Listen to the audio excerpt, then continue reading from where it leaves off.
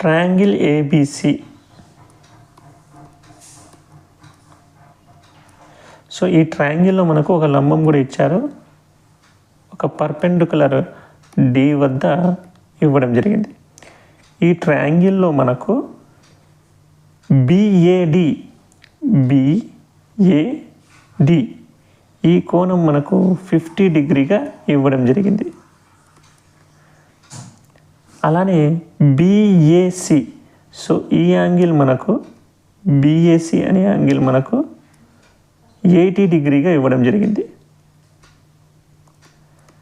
So ఇది మొత్తం 80 degree, ఇది 50 డిగ్రీ అయినప్పుడు ఈ మిగిలిన యాంగిల్ ఏడిడిఏసి ఈజ్ ఈక్వల్ టు మనకు 30 డిగ్రీ అవుతుంది. సో 80 మైనస్ 50 30 డిగ్రీ అవుతుంది. ఈ యాంగిల్ 30 డిగ్రీ, మరి ఈ యాంగిల్ ఏమో 90 degree. So angle D 90 degree, మనకు కనుక్కోమంటున్నది యాంగిల్ సి. సో మిగిలిన ఒక త్రిభుజంలో 3 కోణాల మొత్తము సమ్ ఆఫ్ 3 యాంగిల్స్ 180 డిగ్రీ అవుతుంది. అందులో 120 ఆల్రెడీ మనకు ఈ 2 యాంగిల్స్ల సమ్ వచ్చింది. మరి 3వ యాంగిల్ మనకు 60 డిగ్రీ అవుతుంది. ఆప్షన్ 3 కరెక్ట్ ఆన్సర్ అవుతుంది. The value of x² - y + 2 when x is equal to 1, y is equal to -1.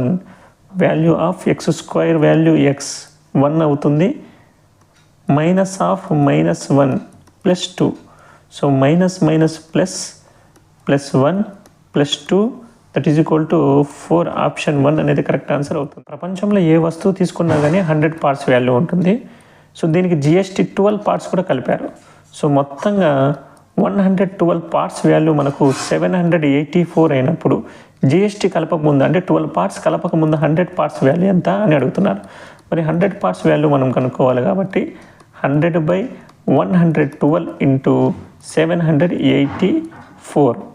So 25 4s are 25, 4 2s are 4 8s are 28.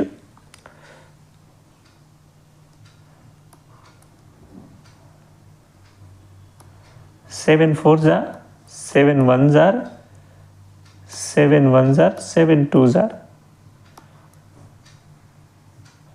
so 28s are. So 25 into 28, 50 into